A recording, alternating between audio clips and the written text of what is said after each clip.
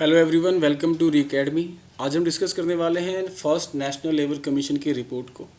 ये रिपोर्ट आपके EPFO exam के लिए काफ़ी इंपॉर्टेंट है और इसका मैं आज प्रूफ भी दूंगा। जैसा कि मैंने कहा था कि मैं वो चीज़ें लेके आऊँगा अपने चैनल पे जो आपके ईपीएफओ एग्ज़ाम के लिए काफ़ी इंपॉर्टेंट है, और वो चीज़ें जो यूट्यूब पे अवेलेबल नहीं है या कोचिंग वालों ने वो चीज़ स्किप कर दी है क्योंकि शायद उन्होंने एनालाइज अच्छे से नहीं किया है ईपीएफओ एग्ज़ाम के सिलेबस को। तो क्या ये इम्पोर्टेंट है या नहीं, ये मैं आपको बताऊंगा ही जब मैं कराऊंगा आपको। लेकिन मैं सजेस्ट करूंगा कि आप इस वीडियो से पहले हमारा एक और वीडियो आया था कल, इवोल्यूशन ऑफ इंडस्ट्रियल रिलेशन, उस वीडियो को जाके देख लें। आप उससे एक कनेक्टिविटी डेवलप कर पाएंगे कि क्या ये ज़रूरी है या क्या इसका रिलेशन है। तो जैसे उस वीडियो में मैंने बताया था कि प्री इंडिपेंडेंस से लेके पोस्ट इंडिपेंडेंस तक क्या क्या डेवलपमेंट हुई, जिन डेवलपमेंट की वजह से आज लेबर को इतनी फ्रीडम है, इतने राइट्स अवेलेबल है। तो उसी फील्ड में पोस्ट इंडिपेंडेंस ये एक काफ़ी बड़ा माइलस्टोन डेवलपमेंट था, फर्स्ट नेशनल लेबर कमीशन। ठीक है, और इस कमीशन ने जो रिपोर्ट दी उसकी काफ़ी चीज़ें गवर्नमेंट ने एक्सेप्ट भी की और काफ़ी चीज़ें मना भी कर दी। फिर भी ये रिपोर्ट काफ़ी ज़्यादा इम्पॉर्टेंट है क्योंकि इससे ईपीएफओ एग्ज़ाम में क्वेश्चन आ चुके हैं पहले भी और आएंगे। तो डिस्कस करते हैं पहले एक एमसीक्यू से। तो ये एमसीक्यू देखिए, ये प्रीवियस ईयर क्वेश्चन पेपर का है, यूपीएससी का। लेबर इन्फोर्समेंट ऑफिसर का एग्ज़ाम हुआ था 2018 में, 33 पोस्ट आई थी उस एग्ज़ाम में। ये एग्ज़ाम काफ़ी रिलेट करता है ईपीएफओ एग्ज़ाम में, सिलेबस काफ़ी हद तक सेम है, दोनों में ही लेबर लॉस आते हैं। इस एग्ज़ाम के पेपर के इस क्वेश्चन से आप आइडिया लगा सकते हैं कि आने वाला ईपीएफओ एग्ज़ाम में किस तरीके के क्वेश्चन आ सकते हैं लेबर लॉस से। अगर आप सिर्फ एक्ट पढ़ रहे हैं तो आप कहीं ना कहीं बहुत बड़े पोर्शन को मिस कर रहे हैं। अगर क्वेश्चन एक्ट से बाहर आ गए और आते भी हैं तो आप आंसर नहीं कर पाओगे। जैसा कि मैंने कहा था कि मैं अपने इस चैनल पे ऐसी वीडियोस लेके आऊँगा, ऐसे लेक्चर्स लेके आऊँगा जो यूट्यूब पे अवेलेबल नहीं है या जो आपको कहीं इसका मटेरियल मिल नहीं रहा है। कहीं कोचिंग वाले जहाँ भी आप ऑनलाइन क्लासेस कर रहे हैं बड़े बड़े इंस्टीट्यूशन के, वहाँ पे चीज़ें अवेलेबल नहीं उनके सिलेबस में, तो वो चीज़ें मैं यहाँ पे करवा रहा हूँ और ये मैं प्रूफ दे रहा हूँ आपको कि ये टॉपिक इम्पॉर्टेंट है क्योंकि इससे प्रीवियस ईयर पेपर में क्वेश्चन आ चुका है। क्वेश्चन कह रहा है कि फॉलोइंग जो कमीशंस हैं उनको आप क्रोनोलॉजिकल ऑर्डर में अरेंज करो, लेकिन ध्यान देने वाली बात है कि on their submission of report के हिसाब से। ये रिपोर्ट कब बैठाएगी, कब इस्टेब्लिश की गई, कब अपॉइंट हुआ, ये नहीं पूछ रहा है। कब इस कमेटी ने कब अपनी रिपोर्ट सबमिट की, उस डेट के हिसाब से आपको क्रोनोलॉजिकल ऑर्डर में इस चीज़ को अरेंज करना है सारी कमेटीज़ को। तो ध्यान दीजिए, पहला कह रहा है first national commission on labour, इसने अपनी रिपोर्ट कब सबमिट की। सेकंड कह रहा है लेबर इन्वेस्टिगेशन कमेटी, इसने कब सबमिट की। Royal commission on labour. और थर्ड है national commission for enterprises in unorganised sector. तो आप इस क्वेश्चन को ध्यान से देखिए, करने की कोशिश कीजिए, फिर मैं आपको इसका आंसर आगे बताता हूँ। ओके, तो ट्राई करते हैं इसे। तो first national commission on labour पहला ऑप्शन ये है, इसके बारे में मैं डिटेल में डिस्कस करूँगा ही। लेकिन ये जो कमेटी थी, ये कमेटी बनाई गई थी 1966 में और इसने अपनी रिपोर्ट सबमिट की थी 1969 में। ठीक है, आपको याद रखना 1969। लेबर इन्वेस्टिगेशन कमेटी, ये इसने अपनी रिपोर्ट सबमिट की थी 1946 में, इसे अपॉइंट किया गया था 1944 में, तो 46, 69। रॉयल कमीशन ऑन लेबर, अगर आपने थोड़ा सा भी अच्छे से पढ़ा है तो आपको याद होगा कि रॉयल कमीशन ऑन लेबर काफ़ी पुराना है। ये 1929 में ही इस्टेब्लिश कर दी गई थी, 1931 में इसने अपनी रिपोर्ट सबमिट की थी। तो सबसे पुराना तो ये हो गया, हमें यहाँ दिख रहा है। तो इस तरीके से अगर आप ऊपर के दो ऑप्शन को एलिमिनेट कर सकते हैं तो आंसर हमारा सी होगा या तो डी होगा। इसके बाद national commission on enterprises and organised sector, तो यहाँ पे देखिए नेशनल, यहाँ पे इंडिपेंडेंस की बात कर रही है, तो ये जाहिर सी बात है, ये आज़ादी के बाद का है। ठीक है, ये और ये फर्स्ट नेशनल हमारा। तो इस हिसाब से अगर देखें तो रॉयल कमीशन के बाद जो हमारा बनता है वो बनता है लेबर इन्वेस्टिगेशन कमेटी। 1946 में इसने रिपोर्ट सबमिट की थी, तो 2 के बाद 3 के बाद 2 होना चाहिए। तो इस हिसाब से हमारा करेक्ट आंसर बनेगा सी, 3, 2, 1, 4, ये हमारा राइट आंसर है। इस पर्टिकुलर टॉपिक से और भी क्वेश्चन पूछे गए हैं, जैसे आप यहाँ पे देखिए ऑप्शन में देखिए क्या है, second national labour commission, first national labour commission, इस कमेटी ऑन फेयर वेजेस, इस हिसाब से इस क्वेश्चन को आप अगर एनालाइज करते हैं तो ये टॉपिक हमारे एग्ज़ाम के लिए इम्पॉर्टेंट बन जाते हैं। क्वेश्चन कह रहा है the concept of national floor level minimum wages was mooted and recommended by. तो ये जो national floor level minimum wage की बात की थी, ये नीचे दिए गए कौन सी कमीशन ने बात कही थी ये बात?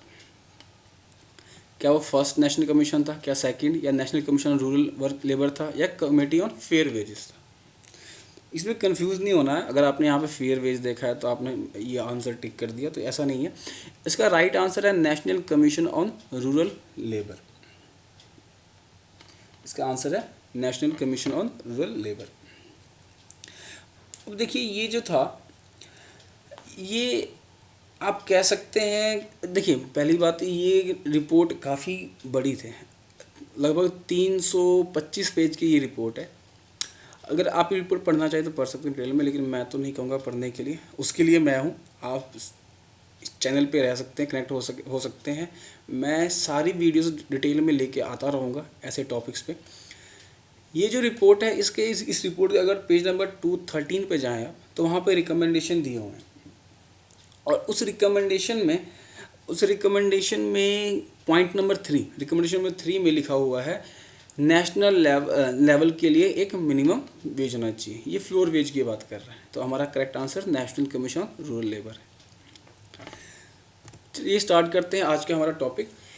तो मैंने आपको अभी एक आइडिया दे दिया कि ये चीज़ें, ये कमीशन आपके लिए EPFO एग्ज़ाम के लिए इम्पॉर्टेंट है, तो आपको अब ध्यान से देखना है। फर्स्ट पॉइंट कह रहा है कि ये जो कमीशन है ये इस्टेब्लिश हुआ कब? 1966 में।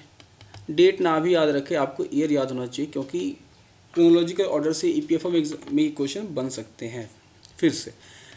और सबमिशन ऑफ रिपोर्ट कब हुई थी? 1969 में। चेयरमैन कौन थे इसके? डॉक्टर गजेंद्र गडकर। ये चेयरमैन थे डॉक्टर गजेंद्र गडकर। ऑब्जेक्टिव क्या था इस कमीशन का?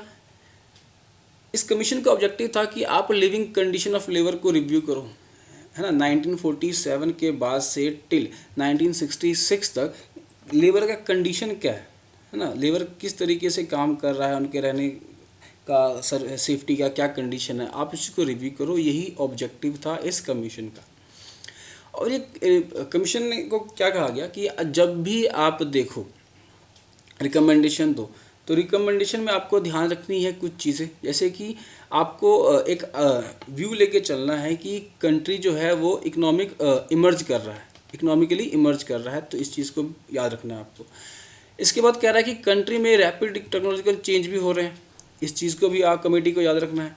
और ग्लोबलाइजेशन को भी ध्यान रखते हुए अपने रिकमेंडेशन देने हैं। इसके अलावा लिबरलाइजेशन ऑफ ट्रेड, मतलब फ्री टू ट्रेड, जो फ्री ट्रेड जो एग्रीमेंट होते हैं, वो हर चीज़ को आपको ध्यान में रखते हुए रिकमेंडेशन देनी है।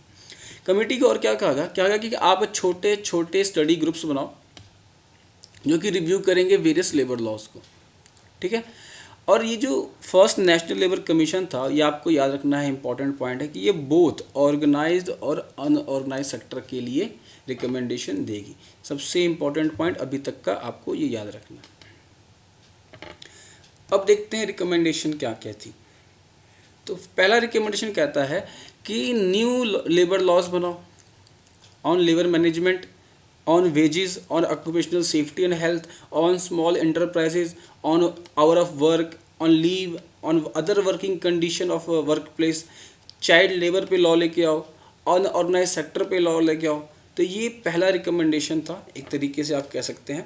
हर एक के लिए इसने कमीशन ने अलग अलग रिकमेंडेशन दी। मैंने यहाँ पे सारी आपको अरेंज कर दी है कि कमेटी ने कहा कि आप अलग अलग नए नए लेबर लॉज लेके आओ हर इस चीज़ के लिए, हर इस टॉपिक पे, वेजेस पे, ऑक्यूपेशनल सेफ्टी पे, हेल्थ पे, वर्किंग कंडीशन पे, लीव पे, चाइल्ड लेबर पे आप एक्ट लेके आओ, अनऑर्गेनाइज्ड सेक्टर पे अलग एक्ट लेके आओ, ठीक है। सेकंड रिकमेंडेशन कहता है commission suggest that there is no need of any wage board for fixing wage rate of workers in any industry.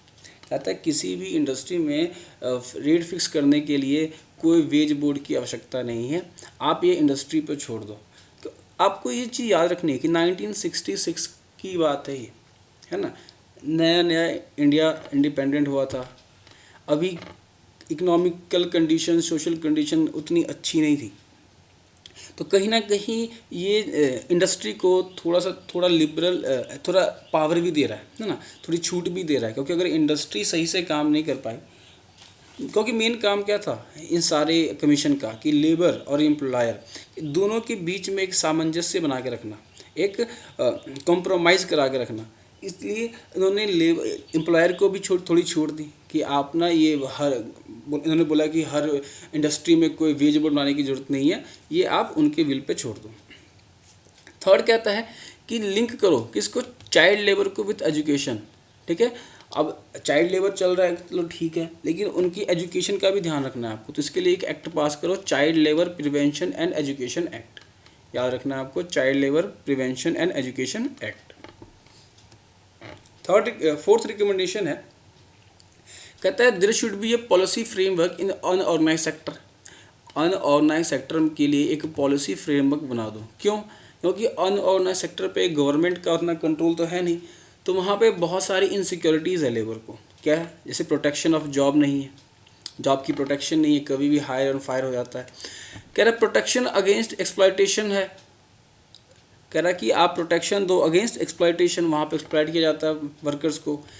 उसके अलावा पॉवर्टी में है, उनको सैलरी नहीं मिल रही है, इस चीज़ पे आप ध्यान दो। उसके अलावा जो आर्बिट्री डिसमिसल है, ठीक है, कभी भी निकाल दो अपनी मनमर्जी से, और डिनाइल ऑफ मिनिमम वेज, और एक मिनिमम वेज से भी कम पैसे दे अगर वो दे रहा है, तो इस चीज़ के ऊपर आप एक फ्रेमवर्क लेके आओ। फिफ्थ पॉइंट कहता है कंपनसेशन ऑफ इंजरीज। अगर कभी भी फैक्ट्री में कभी काम करते हुए किसी वर्कर को इंजरी हो गई है, तो उसके लिए कंपनसेशन देना पड़ेगा। इसके अलावा प्रोविडेंट फंड के लिए बनाओ, लॉज बनाओ। मेडिकल केयर के लिए जैसे कि मैटरनिटी बेनिफिट है यहाँ पे, वो सब दो। चाइल्ड केयर शेल्टर बनाओ, जैसे क्रिचे वगैरह, और ओल्ड एज के लिए सपोर्ट दो। ठीक है, ऐसे सोशल स्कीम्स भी आप लेके आओ लेबर के लिए। सिक्स्थ रिकमेंडेशन थी कि compulsory adjudication of dispute should be only as a last resort. जैसे कि हमने इंडस्ट्रियल डिस्प्यूट में आपने देखा होगा, पढ़ा होगा कि ग्रेवियंस को डिसल के लिए बहुत सारे मैकेनिज्म है, कंसोलेशन है, एजुडिकेशन है, आर्बिट्रेशन है, तो निगोशिएशन भी है। तो कह रहा है कि जो कंपल्सरी एजुडिकेशन है, एजुडिकेशन मतलब होता है लीगल रेमेडी, ये कानूनन हो गया। ठीक है, तो ये जो कानूनी प्रक्रिया है, तो ये सबसे एंड पे रखो, इसको लास्ट पे रखो, लास्ट रिजॉर्ट पे रखो। इससे पहले अगर हो सके तो पूरी तरीके से आप प्रयास करो कि निगोशिएशन से काम हो जाए, एम्प्लॉयर और लेबर आपस में निगोशिएशन कर ले और अपने डिस्प्यूट को हल कर ले। 7 पॉइंट कह रहा है कि ट्रेड यूनियन को स्ट्रेंथन करो।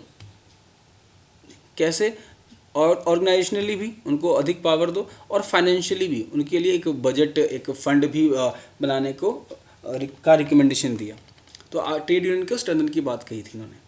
8 पॉइंट कहता है वर्कर्स एजुकेशन पर भी ध्यान दो, जो वहाँ पे काम कर रहे हैं उनको भी लिटरेट रखो, ताकि वो अपने राइट्स और ऑब्लिगेशन को जान सके, है ना। और एम्प्लॉयर का ये काम होता था कि वो उनको उनके राइट्स बताए, उनके बेसिक फीचर्स बताए कि आपको ये होनी चाहिए, उनकी सोशल सिक्योरिटी से स्कीम से उनको अवगत करवाएं। ठीक है। 9 पॉइंट कहता है popularise should be the idea of one plant one industry. हालांकि इस चीज़ को माना नहीं गया है ना, कह रहा है कि इस आइडिया पे जोर दो कि एक प्लांट जो है, एक इंडस्ट्री का एक ही प्लांट हो, है ना। पॉइंट नंबर 10 कह रहा है parties to settle their industrial dispute by negotiation and by party. कह रहा है कि जो भी डिस्प्यूट है ना, उसे आप या तो नेगोशिएशन से सुलझा लो या बाय पार्टी कंसल्टेशन से। ठीक है, नेगोशिएशन मतलब जिन दोनों के बीच का वो झगड़ा है, एक लेबर है और एक किसी मैनेजर है या एम्प्लॉयर है, अगर उसका झगड़ा है तो नेगोशिएशन कर लो। या मान लो ट्रेड यूनियन का एम्प्लॉयर के साथ झगड़ा है, तो यहाँ पे दो पार्टियाँ बैठेंगी, एम्प्लॉयर की तरफ से कुछ मेंबर बैठेंगे, लेबर की तरफ से, लेबर यूनियन की तरफ से कुछ मेंबर बैठेंगे। तो ऐसे कंसल्टेशन को बाय पार्टी, मतलब दो पार्टीज जब आपस में मिलकर कंसल्टेशन करेंगी, नेगोशिएशन करेंगी, इस चीज़ पे जोर देने की बात कही थी उन्होंने। तो ये था एक हॉलिस्टिक व्यू था फर्स्ट नेशनल लेबर कमीशन के रिपोर्ट के ऊपर। अब आपको अगर कोई ऑप्शन आ जाता है, कोई क्वेश्चन आ जाता है, तो आपको एक आइडिया होगा कि किस चीज़ के बारे में ये कमीशन बैठा था, कौन सी रिकमेंडेशन, किस किस फील्ड में रिकमेंडेशन दी थी इन्होंने, और आप अच्छा स्कोर करके आ सकते हैं। मेरी तरफ से आपको बेस्ट विशेष है। तो ये था आज का एंड हमारा इस वीडियो का।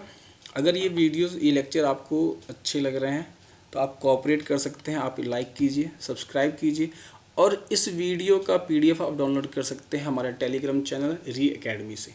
तब तक के लिए सेफ रहिए, सुरक्षित रहिए। Thank you.